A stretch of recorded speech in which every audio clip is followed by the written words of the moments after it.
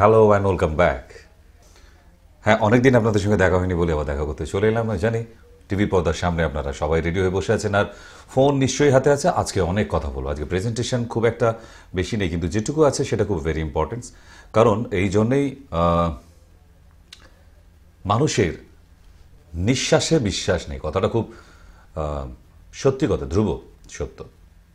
কারণ মানুষ নিজের নিঃশ্বাসকেই বিশ্বাস করতে পারে না। কখন? যখন সেটা হঠাৎ বন্ধ হয়ে যায়। আমার শরীর, আমি নিঃশ্বাস নেব, সেটা কখন নেব না নেব সেটা কিন্তু আমার কন্ট্রোলের বাইরে হয়ে যায় একটা সময় এসে। সেটা কখন? যখন একটা মানুষ আস্তে আস্তে শ্বাসকষ্ট তৈরি হয়। আর এই নিঃশ্বাসের বিশ্বাস না থাকার কারণে কখন যে ভেতরে এই খাঁচা থেকে পরাণ পাখি বাইরে চলে যাবে সেটা কিন্তু পৃথিবীর কোনো মানুষ এখনো জানতে পারেনি।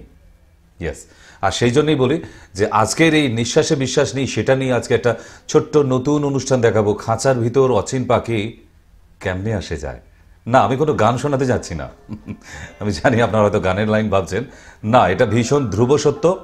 আর সেটাই দেখি আমাদের পরাণ পাখিকে সামলে রাখা যায় কিনা।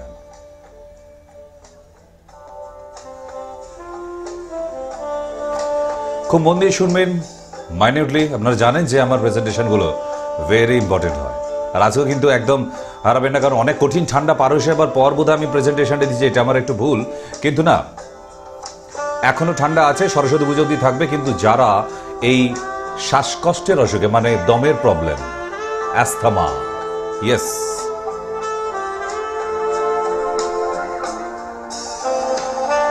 খাঁচার ভিতর অচিন পাখি কেমনে আসে যায়। দেখুন, পরাণ পাখি পার হয়ে চলে যাচ্ছে, আর খাঁচা আমাদের কি ঠিক এইটা। এই খাঁচার মধ্যেই আমাদের পরাণ পাখি বন্দি আছে। আর এই পরাণ পাখি বন্দি বলেই আমরা এখনো ছুটোছুটি, দৌড়োদৌড়ি, মারামারি, ঝগড়া, অশান্তি সব করে যাচ্ছি। এই পরাণ পাখি কখন যে খাঁচা খুলে বাইরে পালিয়ে যাবে আমরা কেউ জানি না। তো চলুন না দেখি এই পরাণ পাখিকে একটু শান্তভাবে পুষিয়ে রাখা যায় কিনা। তাহলে আজকের ডিজিজ কি চলবে, ওয়াচ ইট।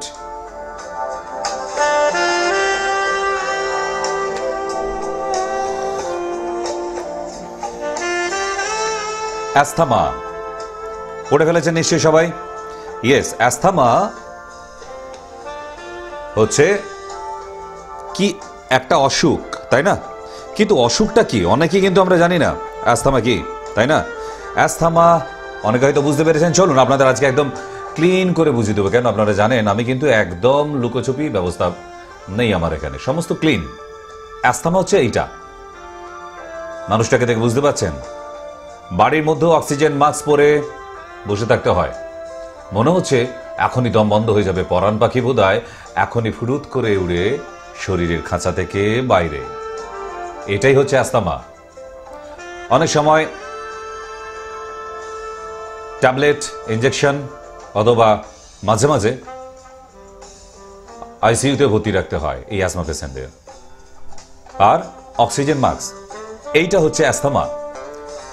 মায়ের কোলে শুয়ে আছে ছোট্ট শিশু, দেখুন ওই নেবুলাইজার লাগিয়ে রেখে দিতে হয়েছে, মাস্ক পরিয়ে। অক্সিজেনের অভাব ঘটছে। আস্তে আস্তে বুঝতে পারছেন নিশ্চয়ই অ্যাস্থমাটা কি।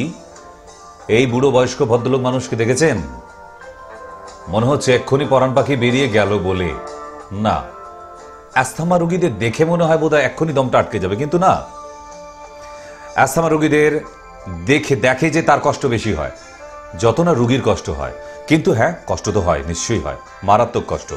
তাই আপনাদের আবার বলে দিই যে পরাণ পাখিটাকে আটকাতে গেলে তার জন্য কিছু প্রসিডিওর দরকার। আরো যারা বুঝতে পারছেন না, এই দেখুন, এই ধরনের ইনহেলার যারা ব্যবহার করেন, পাফ, সেটা ছোট অথবা বুড়ো অথবা মাঝবয়সী, কোনো বয়স মানে না, তাদেরকে বলে অ্যাস্থমা পেশেন্ট। এই বয়স্ক ভদ্রলোককে দেখে মনে হচ্ছে সবসময়ের জন্য কাশতে থাকে, মুখ দিয়ে লালা বেরোতে থাকে আর হাঁপাতে থাকে। তাই একে হাঁপানি বা টানের অসুখও বলা হয়। কি থেকে হয় সেটা একটু দেখে নেওয়া যাক। ঠিক এই কারণগুলোতে বুঝিয়ে দিই আমি। যদি মারাত্মক স্ট্রেস থাকে, টেনশন থাকে, তাহলে এই অ্যাজমার প্রবলেম আসে। বাড়িতে পোষা পশু বড় লোমওয়ালা পশু থাকে সেটা থেকেও অ্যাস্থমা আসে। এক্সারসাইজ না করার কারণেও অ্যাস্থমা হয়। আচ্ছা, এমন কিছু গাছ আছে, ফুল আছে যেগুলোর ছোঁয়া পেলেই কিন্তু অ্যাস্থমা হয়। বাড়িতে যদি আরশোলা থাকে, শুনতে পেয়েছেন, আরশোলা আর ছারপোকা, এই দুটো কীটনাশক কীট থাকলেও সেখানে কীটনাশক দিয়ে তাড়ানো উচিত। না হলে অনেকের এই নোংরা থেকে, মরে যাওয়া আরশোলা থেকেও অ্যাস্থমা হয়ে থাকতে পারে। তাই খাটের নিচে, হ্যাঁ হ্যাঁ হ্যাঁ, এখনই উকি মারছেন আমি জানি, এখন তাকাবার কোনো দরকার নেই। আগামীকাল সকালবেলা ঘুম থেকে উঠে নিজের খাটের নিচেগুলো সব বাক্স জঞ্জাল যা আছে পরিষ্কার করে ফেলুন, ঘরে যেন ছারপোকা আর আরশোলা না থাকে। দেন বডিতে সুন্দর সুন্দর পারফিউম এবং বডি স্প্রে মাখার ফলেও কিন্তু অ্যাস্থমা হয়, অ্যালার্জেটিক অ্যাস্থমা। যারা এসিতে দীর্ঘক্ষণ কাটায় তাদের ক্ষেত্রেও কিন্তু অ্যাস্থমা হওয়ার চান্সেস অনেক বেশি। ফাঙ্গাল ইনফেকশন হয়ে গেছে, ফাঙ্গাল জমে গেছে এমন কিছু ফ্রুট খেলে সেখানেও কিন্তু অ্যাস্থমা হওয়ার সম্ভাবনা 100%। বাড়ির ধুলো অথবা রাস্তার ধুলো সব জায়গা থেকে কিন্তু অ্যাস্থমা হওয়ার চান্সেস আছে। আর যারা স্মোকিং করেন, বিশেষ করে, আরো একটা আছে, বয়স্ক মানুষদের ক্ষেত্রেও হয় এবং পলিউশন থেকে হয়। তাহলে একটু জিস্ট দেখে নি কি কি থেকে হচ্ছে। আবর্জনা থেকে, গৃহপালিত পশু থেকে, বাড়িতে কিছু পোকামাকড় থেকে, কোল্ড অ্যালার্জি থেকে, স্ট্রং স্মেল আছে এরকম কিছু ফেনাইন অথবা বডি স্প্রে অথবা পারফিউম, কিছু ফুল আছে যেটা থেকে অ্যাস্থমা হয়, ককরোচ, আরশোলা থেকে অ্যাস্থমা একদম গ্যারান্টেড। মানে ওটাকে আমরা অ্যাস্থমা কিটো বলে থাকি। ওয়েদার চেঞ্জের ফলেও কিন্তু অ্যাস্থমা হয়, স্মোকিং করলে হয়, আর এক্সারসাইজ না করলে হয়। তাহলে অ্যাস্থমা হয়েছে মেডিকেলে গিয়ে কি করে বুঝবো? আপনার এক্সরেটা দেখলেই কিন্তু বুঝতে পারা যাবে আপনার বুকের ভেতরে, খাঁচার ভিতরে অচিন পাখিটা আছে না পালিয়ে গেছে। তাই এক্সরে করাটা ভীষণভাবে জরুরি যাদের অ্যাজমা আছে, কারণ কাফ কোথায় কোথায় জমে আছে, কি কি কন্ডিশনে, সেই কন্ডিশনগুলো দেখে ডিজিটাল যদি হয় তাহলে কিন্তু বোঝা যায়।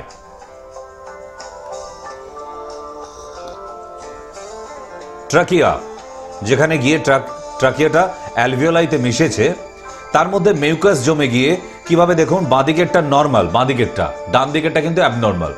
এই ডান দিকেরটা ভর্তি কেন আছে না, ওটা ভালো লক্ষণ নয়, খারাপ লক্ষণ।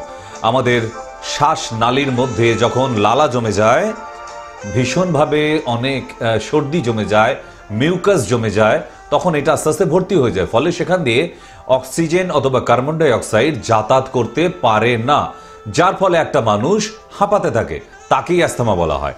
দেখুন এই চিত্রটা।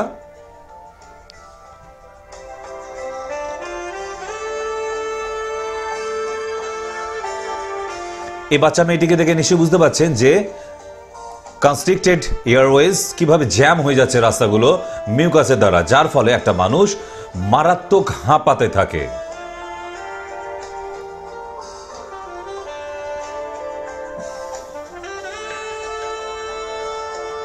আগেই বলেছি, ট্রাই টু অ্যাভয়েড স্মোকিং। যদি স্মোকিং করেন ভীষণ প্রবলেম। যাদের অ্যাস্থমা আছে, স্মোকিং কজ ক্যান্সার অবধি হয়ে যেতে পারে। এবং যারা ড্রিঙ্কস করেন, ড্রিঙ্কসের সঙ্গে প্লিজ ডোন্ট স্মোক। সো খাঁচা তাহলে বোঝাতে পারলাম কাকে বলে। এই হচ্ছে আমাদের খাঁচা, আর তার ভিতরে আমাদের পরাণ পাখি। তাকে রক্ষা করতে গেলে ভালো কিছু মেডিসিনের দরকার আছে, যেটা আমরা দিয়ে থাকি। আমাদের ইউনিটে ট্রিটমেন্ট আছে। So prevent asthma. আমরা ইচ্ছা করলে এই জায়গাগুলো আটকাতে পারি। নতুন নতুন মেডিসিন এসেছে, যা ওই কিছু ডাক্তার বলে থাকে না অ্যাজমা কোনোদিন সারে না, কোনোদিন সারে না। আরে সারে না তো কি হয়েছে, ভালো তো রাখা যায়। সারা জীবন ওই ইনহেলার টেনে তো চলতে হবে না। আপনি হয়তো ভাবছেন যে ইনহেলার টানলেই বোধহয় আমি ভালো থাকছি, না। আপনি ওই মিউকাসযুক্ত রাস্তাটাকে একটুখানি ক্লিয়ার হয়, ফলে একটুখানি ভালো থাকেন। আবার যেই কে সেই, তাহলে চলুন না কাফটা বের করে দিই, মিউকাসগুলো বের করে দিই, আপনি দীর্ঘদিন ভালো থাকবেন। তারপর যদি আবার জমে তো আমি তো বেঁচে আছি এখনো, চলবে। তাহলে মোটামুটি রেডি হয়ে যান। ফোন নাম্বার নোট করতে থাকুন। আমাকে যদি হোয়াটসঅ্যাপ করতে হয় তাহলে 9038450100। আবার বলে দিই, 9038450100। হোয়াটসঅ্যাপে যোগাযোগ করার জন্য আমাকে এইতে রিপোর্ট পাঠান, আপনার এক্সরে ছবি তুলে পাঠান, লাংসে সিটি স্ক্যান থাকলে পাঠান। আপনার অ্যাজমা সারবে। আমি যখন বলি আপনারা জানেন, সেটার মধ্যে দম রেখে কথা বলি।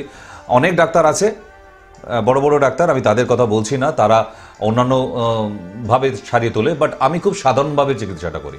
সো যদি ফেসবুকে মেসেঞ্জারে যোগাযোগ করতে হবে তো ফেসবুকে মেসেজ করুন, টাইপ করুন DR doctor full stop SEN Sen apostrophe S, doctor dot দিয়ে সেন অ্যাপোস্টপেজ এস, এইটুকু টাইপ করলেই ফেসবুকে পেয়ে যাচ্ছেন। কি কি বিষয় আমাদের ট্রিটমেন্ট হয় এভরিথিং আমাদের এই ফেসবুক পেজের মধ্যে আপনি পেয়ে যাচ্ছেন। এখনই ফেসবুকে যান, ওখানে মেসেজ করুন, আমি আমাদের অনুষ্ঠান শেষ হলেই আপনার সঙ্গে কন্ট্যাক্ট করব।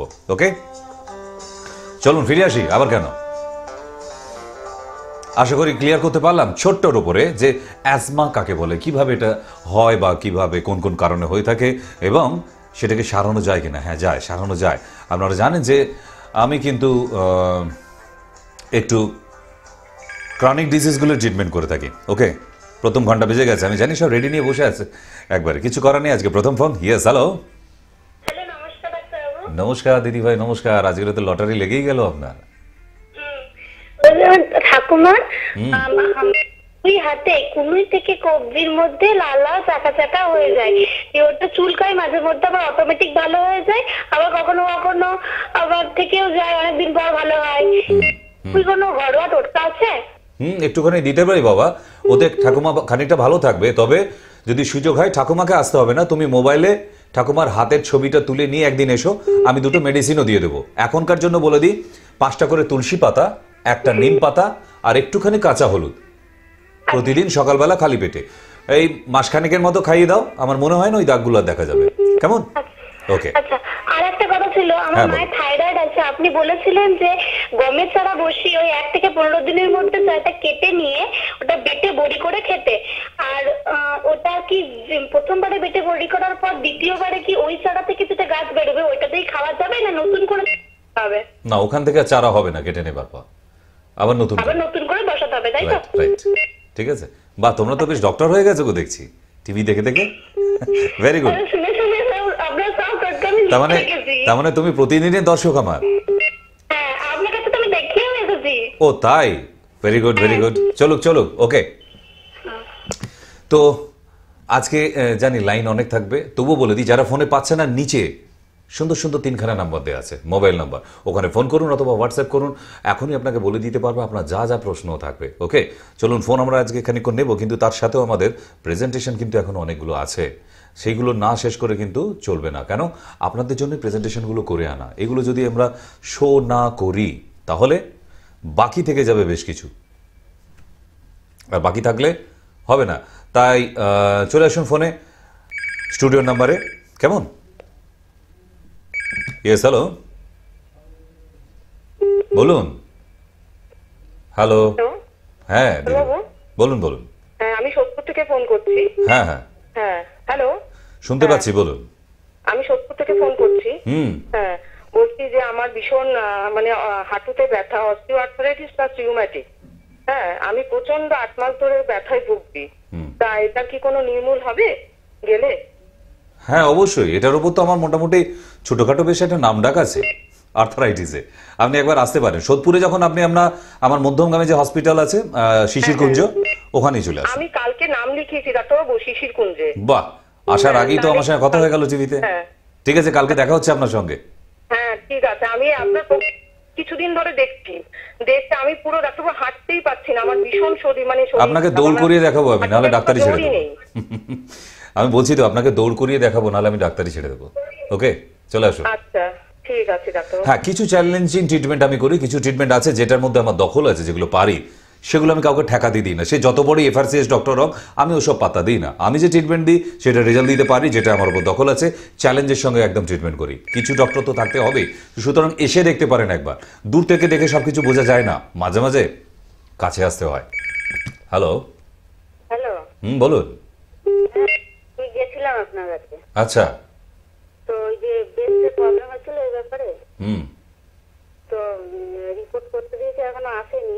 রিপোর্টগুলো নিয়ে দেখা করবেন, আর তো কিছু বলার নেই। না, বলছি যে ওষুধ চলছে তো, এখন কিছু খেলে না পেটটা মনে হচ্ছে, কিছু খেলেই মনে হচ্ছে পেট ভরা, আর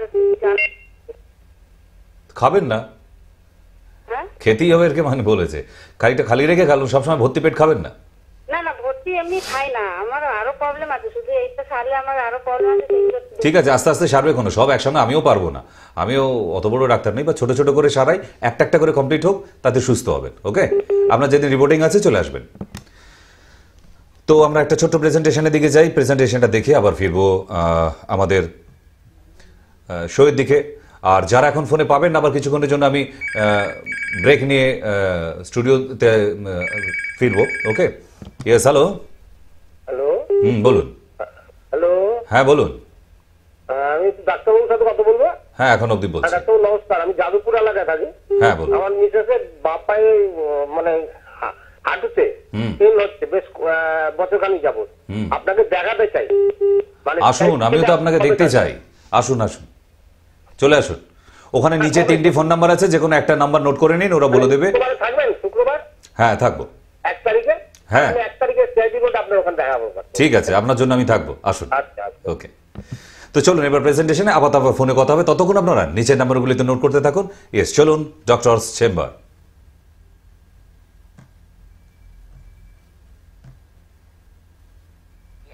As you inhale, air less area to absorb oxygen through your trachea or windpipe, then through large tubes called bronchi, smaller tubes called bronchioles, and finally into tiny sacs called alveoli. Small blood vessels called capillaries surround your alveoli. এগুলো হচ্ছে আমাদের লাংসের ভিতরে থাকে alveoli. যখন alveoli গুলো মিউকাসে jam হয়ে যায়, তখনই আমাদের শ্বাসকষ্টগুলো হতে থাকে। এই দেখুন, মিউকাসগুলো এইভাবে ঘোরাঘুরি করছে, কখনো কখনো শ্বাসনালীর মধ্যে প্রবেশ করে ব্রঙ্কিয়ালসগুলো এবং অ্যালভিওলাইগুলো সম্পূর্ণ রোধ তৈরি করে, জ্যাম, যেটাকে বলা হয় COPD, chronic obstructive pulmonary disease. এই পালমোনারির ভেতরে যখন অবস্ট্রাকশন তৈরি হয়, সেটাই সিওপিডি, সেটাই অ্যাস্থমায় পরিণত হয়। ঠিক আছে, আশা করি বোঝাতে পারলাম। চলুন ফিরে আসি। তো সুতরাং ছোট্ট ছোট্ট প্রেজেন্টেশনের দ্বারা মোটামুটি আপনাকে বুঝিয়ে দিতে পারবো। ফিরে আসি আমরা, যে অ্যাকচুয়ালি সিওপিডিটা কি আর কিভাবে হয়ে থাকে। ওকে, তো আবার ফোনের দিকে ফিরবো, একটা একটা করে প্রেজেন্টেশন একটা একটা করে যেতে থাকে, কিন্তু মাথায় নিতে থাকুন আজকে অ্যাস্থমার প্রবলেম নিয়ে যদি প্রশ্নগুলো থাকে, সুবিধা আপনাদেরও হবে, যে দেখার সঙ্গে প্রশ্নগুলো একই হলে আপনাদের বুঝতেও সুবিধা হবে। কারণ প্রেজেন্টেশন করতে করতে আসি মানে শুধু কথা বলতে নয়, সেই প্রেজেন্টেশনটা যদি আপনি না বোঝেন আপনার সমস্যা। কারণ অ্যাজমা অনেকেই আমরা এখনো বুঝি না, অ্যাজমাটা কি, হাঁপানি টানটা কি, কেন হয়, সর্দি কাশি থেকে হয় না, অ্যালার্জি থেকে অ্যাজমাটা সব থেকে বেশি হওয়ার সম্ভাবনা অনেক বেশি। তাই বলি, এই প্রেজেন্টেশনটা দেখলে আমরা মনে হয় বুঝতে পারবো যে অ্যালার্জি থেকেও আমাদের বেশ কিছু প্রবলেম হয়ে থাকে, যেটা সিওপিডি কি, চলুন দেখি একটু। COPD. COPD stands for chronic obstructive pulmonary disease. It's a bit of a mouthful, but it makes sense when you break it down. Chronic describes how it doesn't go away. Obstructive describes the way it makes breathing difficult. And pulmonary disease means it affects the lungs. Around the world, COPD is becoming more common. It's now the 3rd highest cause of all deaths. The true number of people with COPD is likely to be much higher, as many people don't know they have the condition. An early diagnosis is important so that treatment can be started to slow down the damage to the lungs. Most of the time, smoking is the cause of COPD, as particles from tobacco smoke inflame and irritate the lungs. So stopping smoking is the best thing smokers can do. However, COPD does occur in non-smokers too. Polluted environments and rare genetic diseases can also lead to the disease. But what exactly is COPD? First, let's see how the lungs work. The lungs are a spongy network of airways and air sacs. When we breathe in, air travels down branching airways, which become smaller and smaller, ending up in tiny air sacs.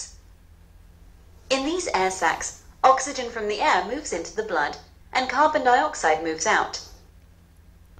যখন অ্যালভিওলাইয়ের মধ্যে oxygen এবং carbon die oxide যাতায়াত করতে না পারে, তখন ওই পালমোনারিগুলি মিউকাসের দ্বারা অবস্ট্রাকটিভ মানে অবস্ট্রাকশন হতে থাকে। তার ফলে আমাদের শ্বাসটা রোধ হয়ে আসে, যাকে আমরা এক কথা বলে থাকি সিওপিডি। চলুন ফিরে আসি। আশা করি ছোট ছোট করে বুঝতে পারছেন। হ্যাঁ, এই জন্যই বোঝানো যে আপনার অসুখটা যদি আপনি নিজে না বোঝেন তাহলে কিন্তু ভীষণ প্রবলেম হতে থাকে। আর এই প্রবলেমটা ক্রিয়েট হতে হতে এমন একটা মারাত্মক জায়গায় চলে যায় যে মাস্ক পরে বসে থাকতে হয় বাড়ির মধ্যে। ইয়েস, ফোন নিতে পারো। Yes, hello. হ্যাঁ হ্যালো স্যার, আমি রানাঘাট থেকে বলছি। রাজারহাট থেকে বলুন। আর বলছি আমার মায়ের সম্বন্ধে জানতে চাই। বলুন। বলছি আমার মার ওই মুখ দিয়ে না স্মেল বেরোয়, বাজে একটা স্মেল বেরোয় মার মুখ দিয়ে সবসময়। বাজে স্মেল কিসে থেকে পায়? হ্যাঁ, মুখ দিয়ে বারবার মানে স্মেল বেরোয়, বাজে স্মেল বেরোয়, আর গায়ের রংটা দিন দিন না কালো হয়ে আছে। লিভারটা আগে চেক আপ করাও, এলএফটি টেস্ট করাও আগে, আর হেমোগ্রাম, সিবিসি, এই দুটো টেস্ট করে নিয়ে তুমি আমার কাছে এসো আগে। কারণ ভেতরে আমার মনে হয় কোনো আচ্ছা নিঃশ্বাসে স্মেল আসছে, নিঃশ্বাসের মধ্যে দুর্গন্ধ আসছে, লাংসের মধ্যে যদি সর্দি জমে গিয়ে পচে যায়, মানে দীর্ঘদিন থেকে পড়ে থাকে, তাহলে কিন্তু এই প্রবলেমটা হবে। তুমি একটা লাংসের এক্সরে অবধি করিয়ে নিয়ে এসো, আদারওয়াইজ সিটি স্ক্যান করিয়ে আনো, লাং সিটি স্ক্যান, কারণ জিনিসটা ভালো লাগছে না। আচ্ছা, এর মধ্যে কি কোনো কাশি থাকছে? কাশি কাশি সর্দি কাশি আছে? না না, কাশি কাশি কিছু হচ্ছে না, ওসবের কিছু ব্যাপার। তুমি তো রাজারহাট থাকো, রাজারহাট থেকে তো বেলিয়াঘাটা বেশি দূর নয়, একটা দিন নিয়ে এসো না আমাকে। না না স্যার, আমি রানাঘাট থেকে বলছি, রানাঘাট। ও রানাঘাট, তাহলে রানাঘাট থেকে তোমার বারাসাত কাছে হবে, তুমি আমাদের বারাসাত শিশিরকুঞ্জে একটা দিন নিয়ে এসো। দেখাবো, আমার সামনে মাধ্যমিক পরীক্ষা, তো আমি মাধ্যমিক পরীক্ষা। আচ্ছা আচ্ছা, ঠিক আছে, তোমার পরীক্ষা মিটে যাক। আর ততদিনে তুমি হোয়াটসঅ্যাপে কন্ট্যাক্ট করো, ওখানে 3টে নাম্বার দেখতে পাচ্ছ, যে কোনো একটা নাম্বার নোট করো, করে আমার সাথে মার একবার কথা বলো আগামীকাল। ওকে? বলছি কিছু স্যার, আপনার একটা টোটকা আপাতত দিবেন না, আমি এখনো মার রোগ বুঝিনি, কারণ এখন ডিজিজটা না বুঝে তোমার হোম রেমেডি দেবো কি হয়েছে সেটাই তো তুমিও জানো না, আমিও জানি না। তো রিপোর্টটা আমার একবার দেখা দরকার আছে, আর না হলে মার সাথে সরাসরি কথা বলার আছে। তুমি ওখানে একটা নাম্বার নোট করে রাখো, ওই নাম্বারে কালকে সকাল 10টার পর ফোন করো, আমার সঙ্গে কথা বলিয়ে দেবে ওরা। আচ্ছা, আমি ফোন করেছিলাম, কিন্তু বলছে এইসব ব্যাপারে আমরা ফোন দিতে পারবো না। অন্য নাম্বারে ফোন করো, অনেকগুলি নাম্বার দেওয়া আছে, কেন দেবে না, ওদের ডিউটি ওটা। কেমন? বলছে এটা ফোন করানো আমাদের রাইট নেই, তাই বললো। হ্যাঁ, আমার সঙ্গে কথা বলে দেবে, বলে কনফারেন্সে কথা বলো, স্যারের সঙ্গে কথা হয়েছে আমার। ওকে, আচ্ছা ঠিক আছে। তো যাই হোক, আবার বলে দিই, হ্যাঁ, যাদের সরাসরি কথা বলার প্রয়োজন আছে, সবসময় আমার ফোনে তো যোগাযোগে পাওয়া যায় না, আমি ফোন ধরতে পারি না আমার নিজের নাম্বারে। নিচে যে নাম্বারগুলি আছে ওই নাম্বারটা নোট করে রাখলে আপনি বলবেন কনফারেন্সে কথা বলে দিতে, তাহলে কিন্তু জরুরি, যদি বিশেষ দরকার থাকে আপনি কনফারেন্সে আমার সঙ্গে কথা বলতে পারেন, এখানে যে নাম্বারগুলি দেওয়া আছে ওই নাম্বারের মাধ্যমে। ওকে? Yes, hello. হ্যালো, হ্যাঁ বলুন দিদি ভাই। হ্যালো, বলুন, শুনতে পাচ্ছি। হ্যাঁ ডাক্তারবাবু নমস্কার, আমি আগরপাড়া থেকে বলছি। বলুন। হ্যাঁ, বলছি যে আমার না অনেক মানে 4 বছর হয়ে গেল বাচ্চা হচ্ছে না। আপনার report HSG, USG, AMH, FSH, এই রিপোর্ট, আর আপনার হাজব্যান্ডের সিমেন অ্যানালিসিস, এই রিপোর্টগুলো নিয়ে সঙ্গে দেখা করুন। এখানে কোনো তাবিজ কবজ কাজ করবে না, বলে লাভ নেই। আচ্ছা, এই রিপোর্টগুলো নিয়ে হ্যাঁ, এলে ওইগুলো চাই, না হলে এসে লাভ নেই, আমি আবার করতে দেবো তাহলে।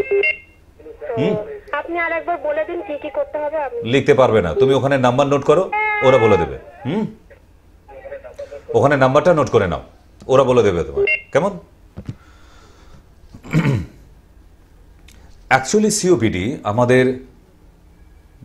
আগেকার দিনে দেখতাম বয়স্ক মানুষদের হচ্ছে, কারণ এটা ঘোরতরভাবে জেনেটিক্স। দাদু, জ্যাঠা, বাবা, কাকা, পিসি, মাসি ইত্যাদি, মানে নিজের ব্লাডের সঙ্গে যারা কানেক্টেড, তাদের যদি থাকে, উত্তরসূরিদের কারোর না কারোর আসবেই, কারণ এটা জেনারেশন ক্যারি করে, খুব ভালো জেনেটিক্স রোগ একটা। আর অ্যালার্জির কজে, যদি শরীরে অনেক অ্যালার্জি থাকে, স্টেরয়েড দিয়ে যদি সেই অ্যালার্জি সারানো যায়, সেরে যাওয়ার পরে আবার অ্যাজমা ধরে যায়। অনেকে সোরিয়াসিস ছিল, স্টেরয়েড দিয়ে ট্রিটমেন্ট চলছে, তাদের আবার অ্যাজমা ধরে যায়। কারণ এই সিওপিডিগুলোর আসার এক একটা কারণ আছে, হঠাৎ করে কিন্তু কারোর আসে না, কোনো না কোনো কারণযুক্ত, নয় তার জেনেটিক্স ক্যারি করছে, পূর্ববংশ থেকে এসেছে, আর না হলে তার কোনো ভারী স্কিন ডিজিজ ছিল বা অ্যালার্জেটিক প্রবলেম ছিল, সেগুলো স্টেরয়েড ওষুধের দ্বারা যদি সারাতে যায়, তখন সেই পেশেন্ট সেরে যাবার পরে কিন্তু অ্যাজমাটা দেখা দেয়। সুতরাং স্টেরয়েড ছাড়া মেডিসিন ব্যবহার করুন, সারে, অ্যাজমা সারে, 100 টাইমস সারে। আর যাদের খুব ক্রনিক হয়ে গেছে, অনেক বয়স, না সারলেও ভালো থাকবে, এইটুকু জায়গায় করে দিতে পারি অ্যাসিওর্ড আমার। কারণ আমি আপনাকে বলেছি, যে ট্রিটমেন্টটা আমি পারি সেটা কিন্তু আমি চ্যালেঞ্জিং ট্রিটমেন্ট দিই, কারণ চ্যালেঞ্জিং ট্রিটমেন্টটা দিই বলেই আজকে এখন অবধি আপনাদের সামনে টিকে আছি। আমি জানি আমাদের টিভি চ্যানেল খুললে এখন ভুরি ভুরি ডাক্তার, হাজার হাজার ডাক্তার। এরপর পাড়ায় পাড়ায় চলে যাবে ডাক্তাররা ঠেলা নিয়ে, মাথা যন্ত্রণার, পেটের ব্যথার, হাঁটুর ব্যথার ওষুধ নাও ইত্যাদি। যেমন ফেরিওয়ালারা আসে, মানে ডাক্তারদের এবার পাড়ায় পাড়ায় বেরোতে হবে, এত ডাক্তার না সবাই। তো সেই ক্ষেত্রে বাছাই করে নিতে হবে আপনি বিগ বাজার থেকে নেবেন না বিশাল থেকে নেবেন।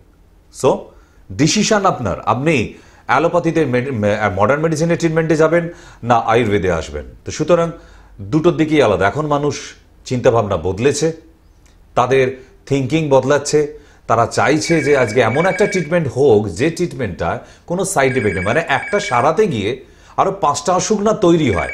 তো সেই রকমই ট্রিটমেন্ট কিন্তু আমাদের ইউনিটে, আমাদের হসপিটাল অলরেডি রানিং হয়ে গেছে। বারাসাত শিশিরকুঞ্জে একবার এসে দেখে যেতে পারেন। Just a minute. Yes, hello, হ্যাঁ বলুন সমস্যা কি? হ্যাঁ বলুন, শুনতে পাচ্ছেন? হ্যাঁ, সমস্যা মানে আমার রিপোর্টে ধরা পড়েছে থাইরয়েড, মানে 3 ধরা পড়েছে সবে। আমি আরো ওষুধ খাইনি, হ্যাঁ এখনো ডাক্তার সেনের সাথে, তাই মানে একটু কথা বলতে চাই। 3 থাইরয়েড হলে কাউকে ওষুধ খেতে হয় না। মানে আমি তার ওষুধ এখন খেতে চাই, আমি অ্যালোপ্যাথি এখনো ধরিনি, খাইনি। আপনার ওষুধের এখন প্রয়োজন আসেনি। যাদের 3 থাইরয়েড থাকে তাদের ওষুধ খাবার প্রয়োজন হয় না। শুধু বাঁধাকপি, ফুলকপি আর নারকেল এই খাবার 3টে বন্ধ করে দিন মোটামুটি, তাহলেই দেখবেন ভালো থাকছেন। আপনার এখনো থাইরয়েড ওপরে যায়নি, ওষুধ খাবার জায়গায় আসেনি এখনো। বুঝতে পেরেছেন? ঠিক আছে, ওকে। তো যাই হোক, আর একটা ছোট্ট প্রেজেন্টেশনে যাই, যে প্রেজেন্টেশনটা ক্লিয়ার হয় আর কিছু না। কারণ যে বিষয়বস্তুটা থাকে এক এক দিনের সই, সেটাকে মোটামুটি মানুষের কাছে ক্লিয়ার হতে হবে। আমি কি অসুখে ভুগছি? অনেক ডাক্তার আছে, আপনি জিজ্ঞেস করবেন গিয়ে, স্যার আমার তাহলে প্রবলেমটা কি? কেন? আপনি ডাক্তার না আমি ডাক্তার, আপনার বুঝে লাভ কি? আপনি শুধু ওষুধ খান। আমার কাছে সেই সিস্টেমটা নয়। কিন্তু আমি যদি আপনাকে বুঝিয়ে না বলি, আমি যদি বুঝিয়ে না দিই আপনি কি অসুখে ভুগছেন, তাহলে আপনি আমাকে হেল্প করতে পারবেন না। হেল্পটা কি? কোন কোন খাবারগুলোর জন্য আপনার এই অসুখটা এসেছে, যদি ফুড থেকে হয়, কারণ জেনেটিক্স থেকে হোক আর যে কারণেই হোক, সেই রোগটাকে যে বাড়াচ্ছে, গ্রোথ হচ্ছে, তার মানে কোনো খাবার তো তাকে হেল্প করছে, আপনার অজান্তে যে খাবারগুলি যাচ্ছে। তো সেই খাবারগুলি যদি আপনাকে আমি না জানিয়ে দিই যে এই কারণের জন্য, এই খাবারগুলোর জন্য আপনার শরীরে এই কারণ ঘটছে, তাহলে আপনি বুঝবেন কিভাবে? তাই আমার কাছে কিন্তু ক্লিয়ারেন্স আগে, আপনি বুঝলেন কিনা এবং আপনি হেল্প করতে পারবেন কিনা, তবে প্রেসক্রিপশন, আদারওয়াইজ নো। আপনি যদি হেল্প করতে না পারেন, কারণ অ্যাজমা রোগীদের বেশিরভাগই ডিম, বেগুন, চিংড়ি মাছ, পুঁই শাক, নারকেল এগুলো খেতে নেই স্বাভাবিকভাবে। তার সঙ্গে টক, তেঁতুল, আমড়া, আচার ইত্যাদি। তো এই কটা খাবার তো আপনাকে, আর আছে সামুদ্রিক মাছ, মানে ইলিশ মাছ, ভোলা মাছ, পমপ্লেট মাছ, এগুলো খেতে পারবেন না। তো এইগুলো যদি আপনি আস্তে আস্তে ত্যাগ দিতে না পারেন, তাহলে তো আপনার সারা সম্ভব না, প্রবলেম আছে। কারণ আপনি ওষুধও খাবেন, ওই খাবারও খাবেন, ইম্পসিবল। আমি মহাপুরুষ না, আমি আপনাকে সারিয়ে দেবো, আপনাকেও হেল্প করতে হবে। ইয়েস, হ্যালো, হ্যালো, হ্যালো, হ্যাঁ শুনতে পাচ্ছি, বলুন। হ্যালো, শোনা যাচ্ছে কি? একটু কথা বলো। হ্যাঁ বলছি আমি, বলুন। হ্যাঁ স্যার, নমস্কার স্যার। নমস্কার, বলুন। স্যার আপনার কাছে গিয়েছিলাম আর কি বাবার জন্য, শ্বাসকষ্টের পেশেন্ট আর কি। চলছে তো মেডিসিন? 1 মাস হলো, মোটামুটি ভালো আছে এখন। Very good. আমি এই ফোনটাই চাইছিলাম সাবজেক্টে, যে একই বিষয়বস্তুর মধ্যে মিল হলে ভালো হতো। তো আপনার পুরনো পেশেন্ট 1 মাসই খাওয়া হয়েছে সবে? হ্যাঁ, 1 মাস খাওয়া হয়েছে। সামনে রবিবার ডেট করেছি আর কি আপনার কাছে। সানডে আসবেন, ভিড় হয়তো খুব সকাল করে আসতে হবে তাহলে, কারণ বেলার দিকে এলে বুঝতেই পেরেছেন আপনি একদিন এসে। আমি 11টার মধ্যে পৌঁছে যাবো স্যার। হ্যাঁ, 11টার মধ্যে যদি পৌঁছে যান তাহলে তাড়াতাড়ি বাড়ি ফেরা যাবে, রবিবারের ওই খাসি মাংস ভাতটা খাওয়া যাবে। আর না হলে সেদিনে দুপুরবেলা খাওয়া বন্ধ হয়ে যাবে। হ্যাঁ হ্যাঁ, বুঝতে পেরেছি। ঠিক আছে, বাবাকে একটু যত্ন নিন, টক জিনিস এত না খেয়ে নেয়, আর ঠান্ডা জলে স্নান করবেন, আমি বলেই দিয়েছি সেদিন। একটু গরম জলে স্নান করবে, পায়ে যেন মোজাটা সবসময় থাকে, শুধু বাথরুমে যাওয়ার সময় খোলা থাকবে। ওকে, মেনে চলুন, সারবে। কারণ 1 মাসে যখন রেজাল্ট পেয়ে গেছে নিশ্চয়ই, যে হ্যাঁ সারতে শুরু করেছে, তার মানে নিশ্চয়ই আর 2-3টে মাস যদি আপনি আমাকে সময় দেন, আমি নির্মূল করে দেখাতে পারি। ওকে, আর বলুন কি কোশ্চেন আছে? স্যার আরেকটা কথা জানতে চাইছি। বলুন। বলছি স্যার, আমার মানে আগুনে পুড়ে গিয়ে সাদা দাগ হয়েছে, এগুলো কি সম্ভব? যদি খুব পুরনো হয়ে যায় আর হবে না। মাটি শুকিয়ে গেলে ভাই তাকে আর ঠাকুর তৈরি করা যায় না, আবার ভাঙতে হবে। 12 বছর হয়ে গেল না, তবুও আমাদের বার্ন কেয়ার বলে আর একটা ক্রিম এসেছে, নতুন এসেছে। আপনি এলে আমাকে মনে করিয়ে দেবেন, আমি শুধু ওটা দেবো। ওটা গরম করে লাগাতে হয় ওই জায়গাগুলোয়। মেবি যদি একটু কালার আনা যায় তো আমি চেষ্টা করব। কারণ আমাদের সেতির ট্রিটমেন্ট হয়, কিন্তু পুড়ে গিয়ে সাদা হয়ে গেলে সেটা সারানো খুব কঠিন ব্যাপার, কারণ ওই জায়গাটা তো ওইভাবেই সেটিং হয়ে গেছে। ওটা তো সেতির জন্য সাদা না। তবুও আমি চেষ্টা করে দেখবো, আপনি মনে করিয়ে দেবেন আমাকে একবার, কেমন? ওকে। আমার সেফটি নয় কিন্তু। না না, আমি বুঝেছি, আমি পুড়ে গিয়ে সাদা হয়ে যায় আমি জানি, অনেক দেখেছি আমি। ঠিক আছে, তো আমি মনে করে দেখান একবার, আমি দেখি, ট্রাই করে দেখি। ওকে, তো চলুন আস্তে আস্তে বেশ সময় পার হয়ে যাচ্ছে আমাদের। তবুও লাস্ট আর একটা ছোট্ট প্রেজেন্টেশন দেখি। প্রেজেন্টেশন বললে তো ভুল হবে, এটা একজন আমাকে হোয়াটসঅ্যাপে পাঠিয়েছে যে রুগীকে আমরা মাঝের মধ্যে বলে দিই যে রুগীকে খাওয়াবার আগে ওষুধটা ঝাঁকিয়ে নিয়ে তারপর ওষুধ খাওয়াবেন। তা কিছু কিছু রুগী আসে, কেমন রুগী আসে সেটাও দেখুন, যে ঝাঁকি নিয়ে ওষুধ খাওয়ায় কিভাবে। ইয়েস, রাত্রে শুতে যাবার আগে রুগীকে ঝাঁকিয়ে ওষুধ খাওয়াতে হবে। তো এই মানুষটি দেখুন ওষুধ খাওয়ানোর প্রসিডিওর। প্লিজ আপনারা যেন এরকম করে ফেলবেন না। সর্বনাশ করেছে, এ পরাণ পাখি তো এমনিই পালিয়ে যাবে। ডেঞ্জারাস। এ কি বাঁচাবার চেষ্টা করছে না মেরে ফেলার চেষ্টা করছে, আমি ঠিক বুঝতে পারিনি এই রুগীটাকে দেখে। ব্যাস ব্যাস ব্যাস ব্যাস, থাক, ও এমনিই হয়ে গেছে অবস্থা। এরপরে ওনাকে ওষুধ খাওয়া হবে। যাই, চলুন ফিরে আসি। তো প্লিজ খাওয়ার নিয়মগুলো, আমি এটা দেখানোর একটাই কারণ এই জন্যে যে আমাদের আয়ুর্বেদ এবং ইউনানি ওষুধগুলোর খাওয়ার নিয়মের প্রসিডিওর আছে, একদম ডিফারেন্ট, অ্যালোপ্যাথি মডার্ন মেডিসিনের মতো না। তো সেই নিয়মটা কিন্তু পালন করবেন। কেন? প্রথমে আমার ডক্টররা, বাকি ডক্টররা বুঝিয়ে দেয়, তারপর আমি বুঝিয়ে দিই, তারপরে ওষুধ যেখানে নেবেন সেখানে বলতে ওষুধ নেবার পরে শুধু ওষুধগুলো মানে সুন্দর করে বুঝিয়ে এবং লিখে দেওয়ার জন্য আলাদা করে লোক রাখা আছে। তো এই 5টা জায়গায় আপনাকে বুঝিয়ে দেওয়া হচ্ছে। সেটাও যদি তারপরে ভুল হয়, আপনার ওষুধ খেয়ে লাভ নেই। না, আপনি ওষুধ খেয়ে আর সারবেন না। কারণ এই 5 জায়গায় বোঝাবার পর কেন বোঝানো হয়? এই জন্যই যে একটা ডোজ খাবার আগে বা পরে হয়ে গেলে রেজাল্ট অন্যরকম হতে থাকে। সেই জন্যেই বুঝে নেওয়ার দরকার আছে। কিছু ওষুধ আছে খাবার আগে পরে যখনই খান অসুবিধে নেই, কিন্তু কিছু ওষুধ আছে খাবার পরেই খেতে হবে, কিছু ওষুধ আছে খাবার আগেই খেতে হবে। এবং টাইমটাও বলে দেওয়া থাকে যে আধা ঘন্টা আগে খাবেন না 15 মিনিট আগে খাবেন। কারণ এই নিয়মগুলো হচ্ছে ভীষণ। জীবনকে যদি নিয়মের মধ্যে না মানা হয়, বিশৃঙ্খল উচ্ছৃঙ্খল জীবন সেখানে কোনোদিন ভালো আনতে পারে না, পারেনি, হয় না। এটা তো আপনারা নিজেরা দেখেছেন যে জীবনের প্রতি উচ্ছৃঙ্খল জীবন আর আপনার একটা ভালো লাইফ লিড করছে, সে কোন জায়গায় যাচ্ছে আর উচ্ছৃঙ্খল জীবন কোন দিকে যাচ্ছে আপনার নিজের চোখে, নিজের পাড়ায়, নিজের সমাজে দেখতে পান। সুতরাং আমার এখানে মেডিসিন যদি খেতে হয় তাহলে মোটামুটি মাথায় নিয়েই আসবেন যে নিয়ম বেঁধে তারপর।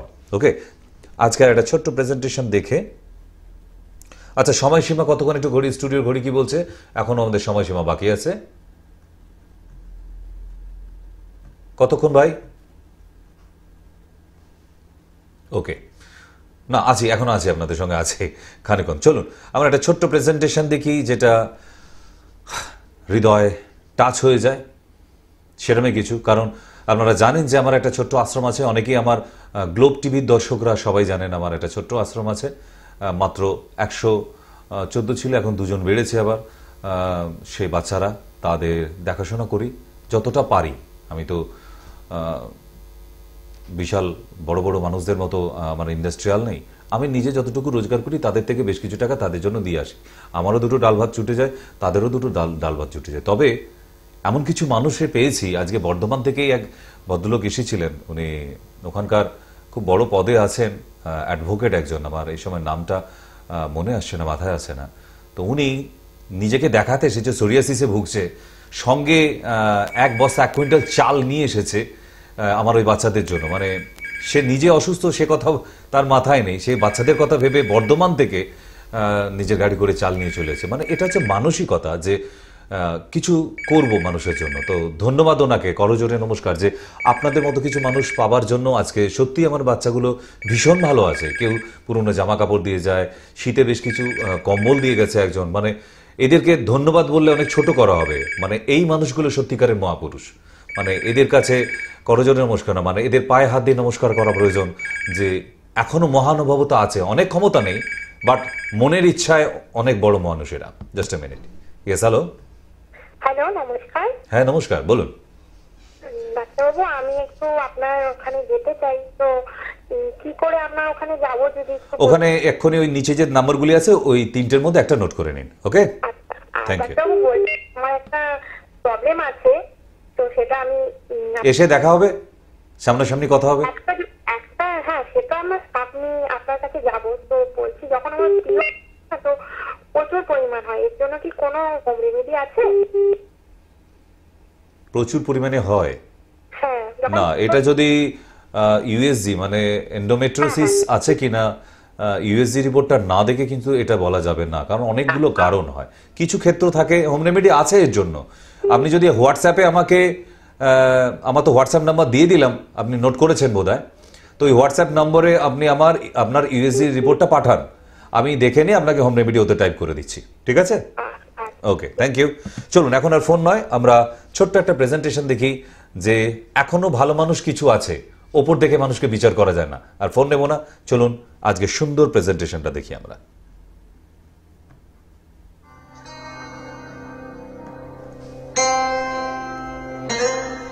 ये एक मंगू है।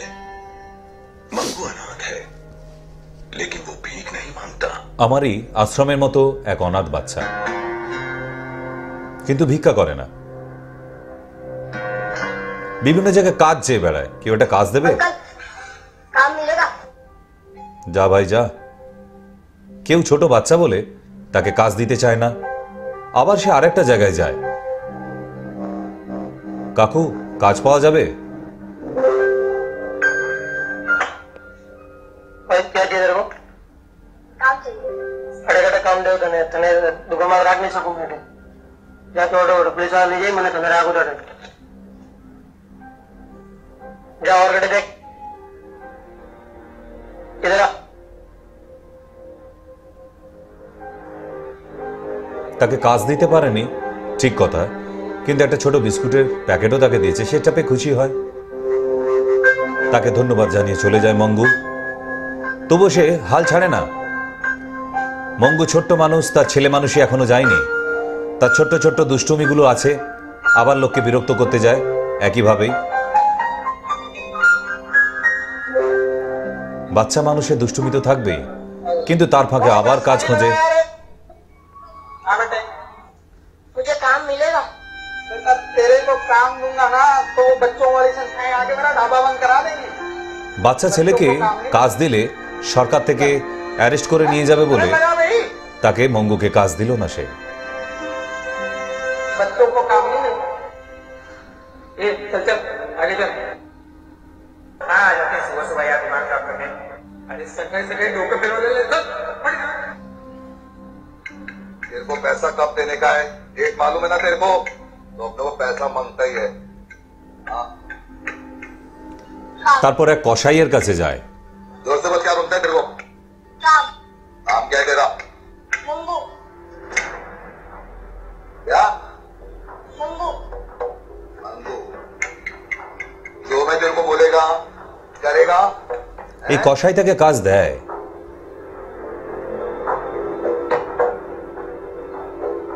करेगा ना? पक्का? मना तो नहीं करेगा? आ जा।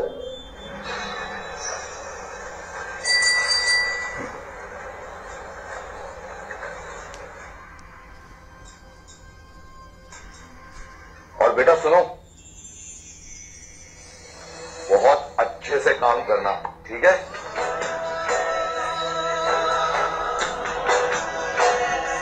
মানুষের ওপর থেকে বিচার করা যায় না। আপনারা লোকটিকে খুনি খুনি চোর ডাকাতি ভাবছিলেন, চলুন ফিরে আসি।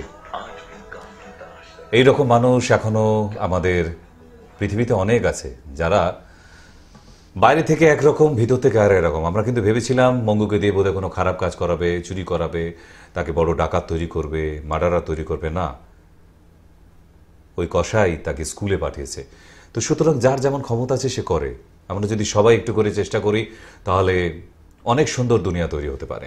আর তবুও বলে দিই, আমার কাছে যারা ট্রিটমেন্টে আসে আমি তাদের কাছে কোনো চাওয়ার কিছু থাকে না, শুধু একটাই তাদের কাছে আমার অনুরোধ, রিকোয়েস্ট, যে যদি সুস্থ হয়ে যান আমার কাছে এসে, তাহলে না কোনো ধন্যবাদ দিতে হবে না আমাকে। আপনার এলাকায় আপনার পাড়ায় কোনো একটা গরিব বাচ্চাকে যার কার দুবেলা খাওয়া জোটে না, একদিন ডেকে তাকে খাইয়ে দেবেন। এমনিভাবে একজন একজন করে খাওয়াতে খাওয়াতে আমার আজকে 114টা আর সঙ্গে 2টো জয়েন হয়েছে, তো 16টি বাচ্চা নিয়ে চলতে হয় আমাকে। জানি না, হয়তো এরকম আস্তে আস্তে বাড়তে থাকবে, যদি আপনাদের আশীর্বাদ থাকে হয়তো একদিন 1000 বাচ্চাকেও দেখতে হবে, জানি না কি। কিন্তু তবু এর মধ্যে অনেক আনন্দ আছে। পয়সা করি নিয়ে আপনি যাবেন না উপরে, একটা টাকাও তো সঙ্গে যাবে না। আমরা এই সত্য কথাটা অনেককে বলে থাকি, আমরা নিজেরাও জানি, কিন্তু করি না কেউ।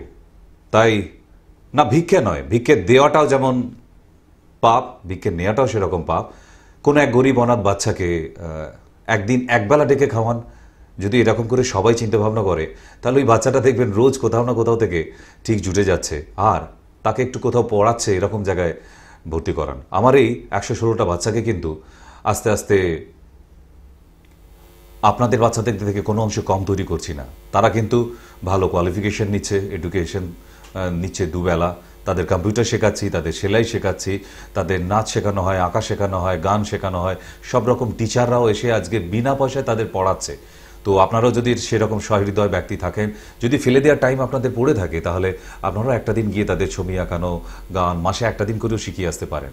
আমার এই বাচ্চারা কিন্তু বড় বড় কম্পিটিশনও তাদের নিয়ে যায়, আমি সঙ্গে নিয়ে যাই। তো সুতরাং তাদেরকেও সমাজের একজন করে তৈরি করে দেখাবো আমি। হচ্ছে না যে তা নয়।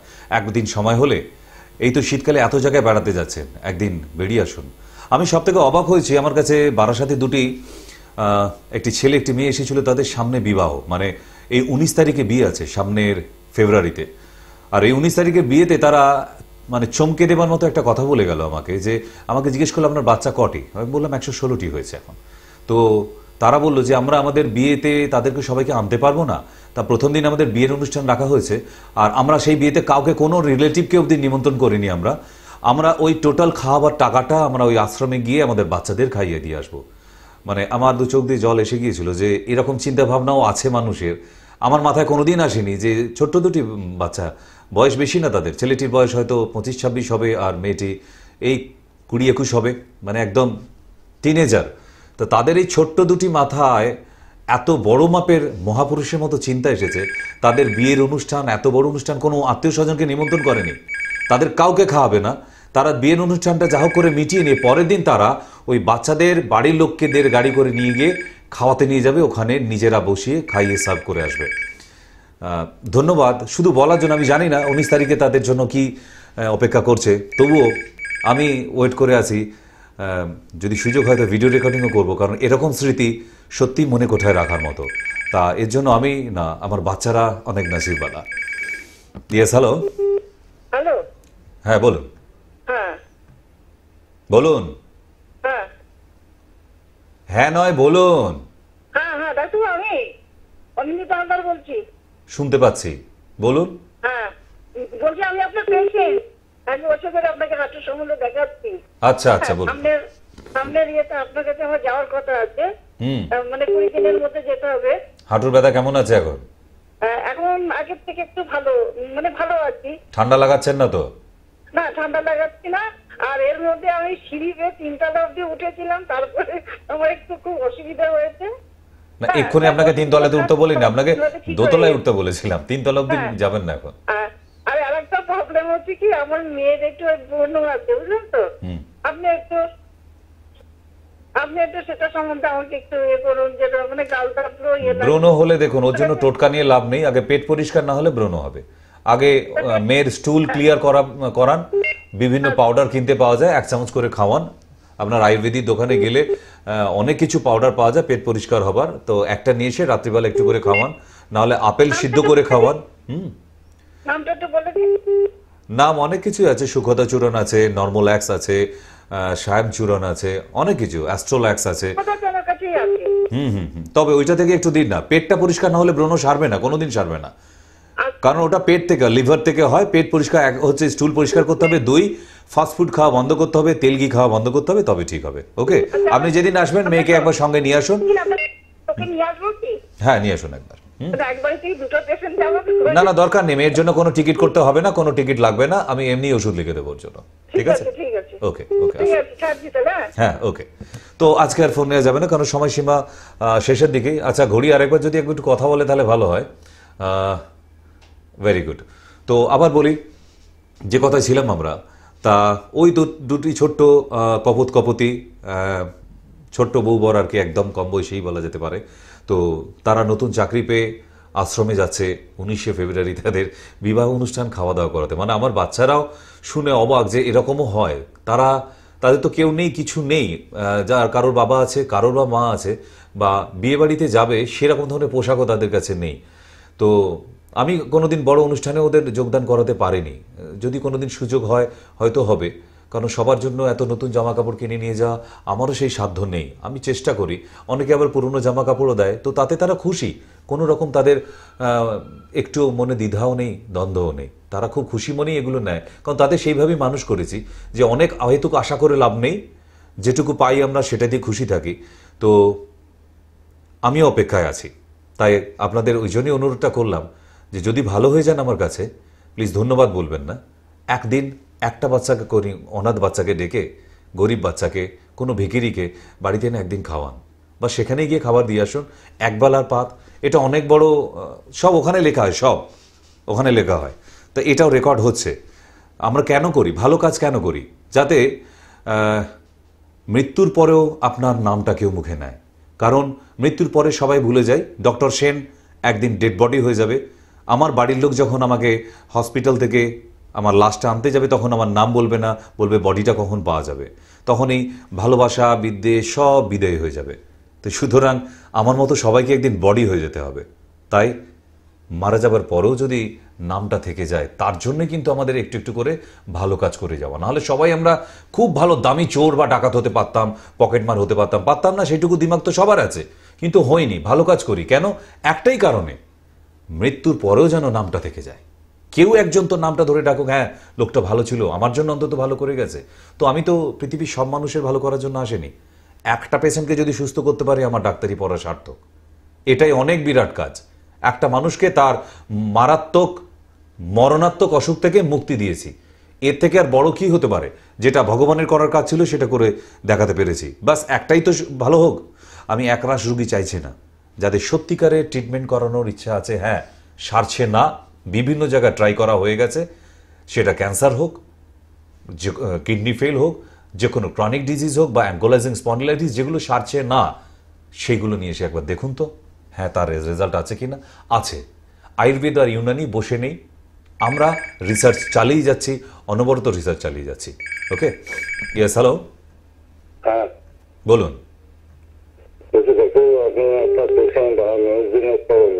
কিচ্ছু বুঝতে পারছি না, বোঝা যাচ্ছে না। আমি আপনার ওষুধ খাচ্ছি, আচ্ছা ভালো আছি। আচ্ছা, কিসের ট্রিটমেন্ট চলছে? আমি আমার বলছি, একটু হেজিনেস আছে, খুব একটা ক্লিয়ার হচ্ছে না, সাউন্ড ক্লিয়ার না। আপনিও বোধহয় টিভিতে শুনতে পাচ্ছেন। আচ্ছা, আপনি ইয়েতে ফোন করুন আমাকে, ওই নাম্বারে ফোন করুন, আমার নাম্বারে, তাহলেই হবে। আরএফ ফ্যাক্টর, হ্যাঁ এটা বুঝতে পেরেছি। কত এসছে? কত এসেছে আরএফ ফ্যাক্টর? বোঝা যাচ্ছে না। আপনি আমার ফোনে পাঠান কত এসেছে, এখানে কথা বলে লাভ নেই। যাই হোক, যদি ক্লিয়ার না হয় আপনারও সময় নষ্ট, আমারও সময় নষ্ট। তবুও আমার নাম্বার, যখন আপনি পুরনো পেশেন্ট, আমার পার্সোনাল নাম্বারই তো আপনার কাছে আছে, আপনি ওতেও তো আমাকে জানাতে পারবেন। সুতরাং আর এখানে সমস্ত করে লাভ নেই। যাই হোক, সময়সীমা শেষের দিকেই, একদম খুবই শেষ। তবুও বলে দিই, এখনও বেলেঘাটায় চেম্বার শুক্র, শনি, রবি 3টে দিন হয়েছে। শনিবার একটু হাফবেলা অবধি থাকি আর কি, তাড়াতাড়ি আসবেন শনিবারটা। আর বাকি শুক্রবার, শনিবার একদম ফুল ডে। আর দূরের পেশেন্টদের জন্য বিশেষ করে শুক্রবার আর রবিবারটা রাখা হয়েছে, বিশেষ করে দূরের যারা পেশেন্ট, বীরভূম, বাঁকুড়া, মিদনাপুর, ঝাড়গ্রাম, ঝাড়খণ্ড, এদিকে নাগাল্যান্ড থেকেও আসছে, তাদেরকে বলে দিই, যেখান থেকেই খবর পান, বেলেঘাটাটাই আপনাদের সুবিধা হবে। দূর থেকে যারা আসছে, দূরের পেশেন্টদের, তারা শুক্রবার আর রবিবার এই দুটো ফুল ডে থাকে, আর শনিবারটা হাফ ডে থাকে। তো তার মধ্যে চলে আসুন অনেকটা সময় নিয়ে, কারণ ক্রনিক ডিজিজগুলো টাইম লাগে, তাড়াহুড়ো করলে হবে না। হাতে সময় নিয়ে আসবেন প্লিজ, কারণ সবাই তো চিকিৎসার জন্যই আসে। আর যারা পুরনো পেশেন্ট, তারাও জানে ভিড় থাকে, ওই জন্য একটু সকাল সকাল আসবেন, আমরা চেষ্টা করবো তাদের তাড়াতাড়ি ছেড়ে দেবার। ওকে, ঘড়ি কাটা বোধহয় শেষের দিকে।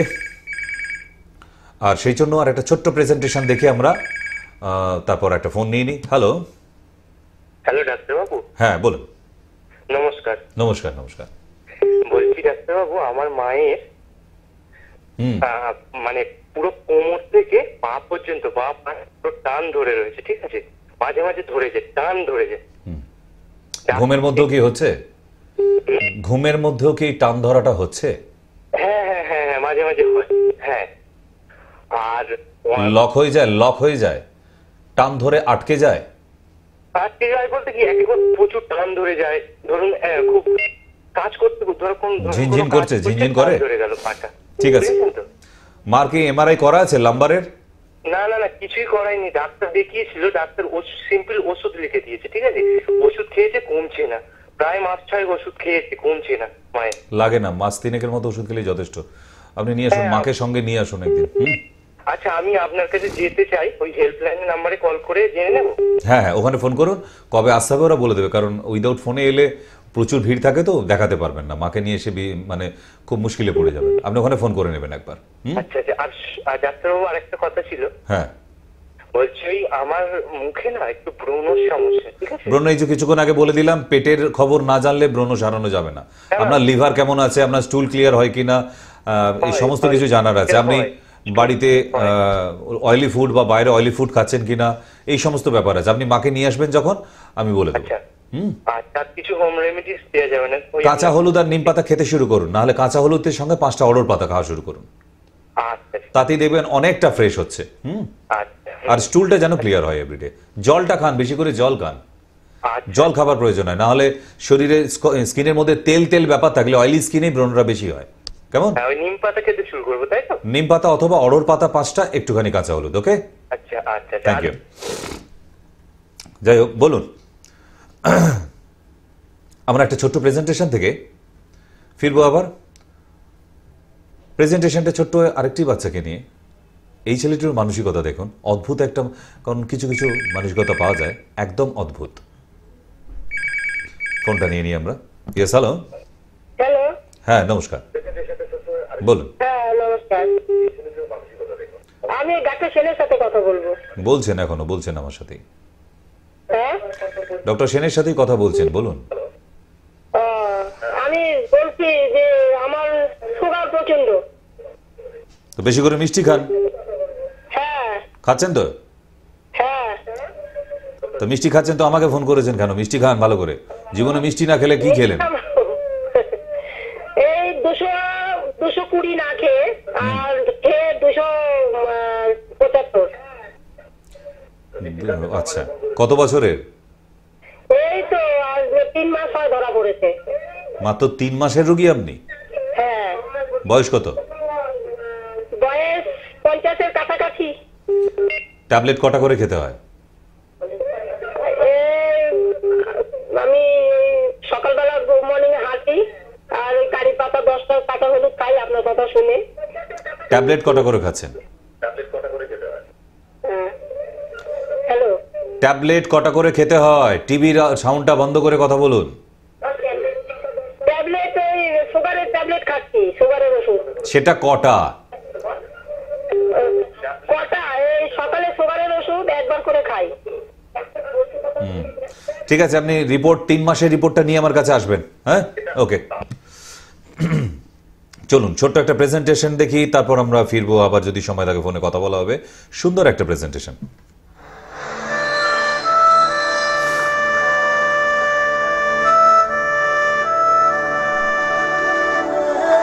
এক হ্যান্ডিক্যাপড বাচ্চা রাস্তায় যেতে যেতে দেখে তিরঙ্গার মতো একটি ঘুড়ির মতো উঠতে উঠতে কাগজের টুকরো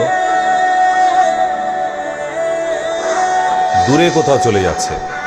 সেটা যাতে মাটিতে না পড়ে যায় তার জন্য সেই গাড়ি ছেড়ে এই অবস্থায় সেই পতাকাটি ধরতে চলে যায়।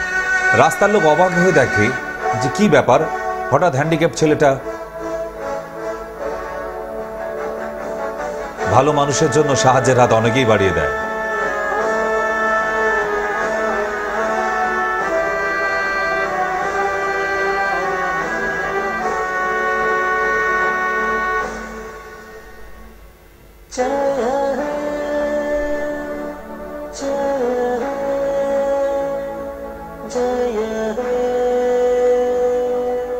চলুন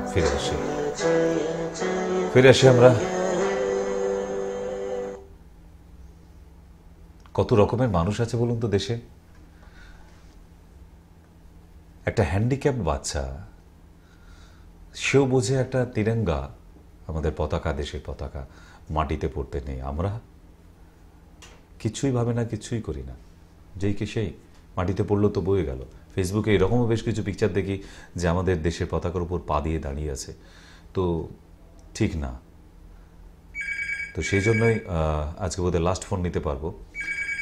এই বিচিত্র দেশে বিচিত্র মানুষ নিয়ে সংসার আমাদের, তবুও যদি বদলাতে পারি একদিনের জন্য, তাহলেও জীবনকে বলে যেতে পারবো যে হ্যাঁ, একদিনের জন্য ভালো মানুষ হয়েছিলাম আমি। হওয়া যায়, ট্রাই করুন না, সবাই পারছে, আপনিও পারবেন। Yes, hello. হ্যালো, হ্যাঁ ডাক্তারবাবু, আমি আরামবাগ থেকে ইন্দ্রজিৎ পাল বলছি। নমস্কার ডাক্তারবাবু। নমস্কার, বলুন। হ্যাঁ, আমার যেটা সমস্যাটা অ্যাকচুয়ালি আমার এবং আমার মাকে নিয়ে।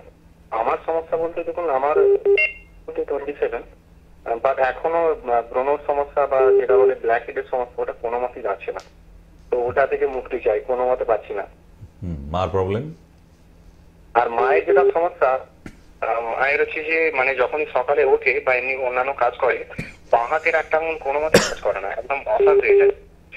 প্লাস সে ধরুন ডান হাতের যে শোল্ডারের দিকটা বা কাঁধের দিকটা এবং কোমরের যে শিরদাঁড়ার নিচের দিকে যে হাতটা প্রচন্ড যন্ত্রণা হয়, তল পেটে যেন মনে হয় গরম হয়ে আছে, যেন অতিরিক্ত গ্যাস হয়ে গেলে যেমন হয় না, সেই ধরনের যেন গরম হয়ে আছে।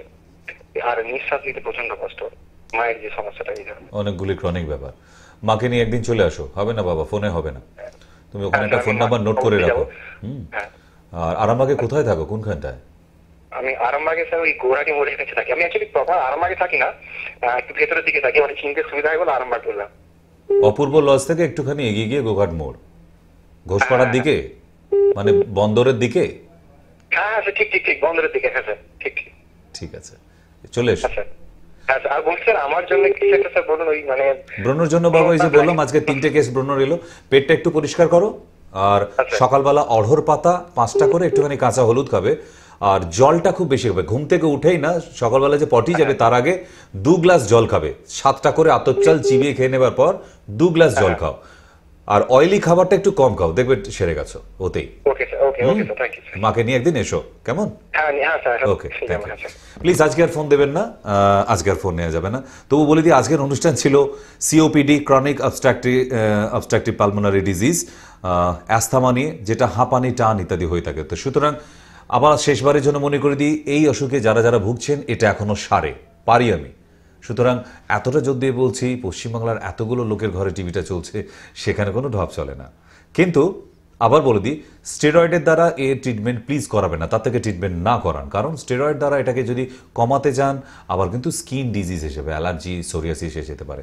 আর সোরিয়াসিস অ্যালার্জি যদি স্টেরয়েডের দ্বারা সারানো হয়, তাহলে আবার পরে অ্যাজমা এসে যায়, একটা আরেকটার পরিপূরক। কারণ অ্যালার্জিটা এই অ্যাজমার সঙ্গে বা কোল্ড অ্যালার্জি সম্পূর্ণভাবে জড়িত আছে, এবং কি কি খেলে কি কি থেকে এগুলো হয়, কেন হয়, সবগুলো আপনাদের ডিটেল জানাবার চেষ্টা করেছি। আমি জানি না কতটা প্রেজেন্টেশন করতে পারলাম, আশা করি বোঝাতে পেরেছি ছোটোর ওপরে। তো সেই জন্যে আস্তে আস্তে সময়সীমা আমাদের ঘড়ির কাঁটা শেষের দিকে চলে যাচ্ছে। তবুও বলে দিই যে অ্যাজমা, হাঁপানি বা টান 3টে প্রায় কাছাকাছি, এবং সিওপিডিটা আলাদা, তাই সেই জন্য অবশ্যই এটা আসতে পারেন। তাই আজকের সময়সীমা একদম শেষ। সবাই ভীষণ ভালো থাকুন, আবার দেখা হবে পরের সপ্তাহে, সেম টাইম সেম চ্যানেল। নমস্কার।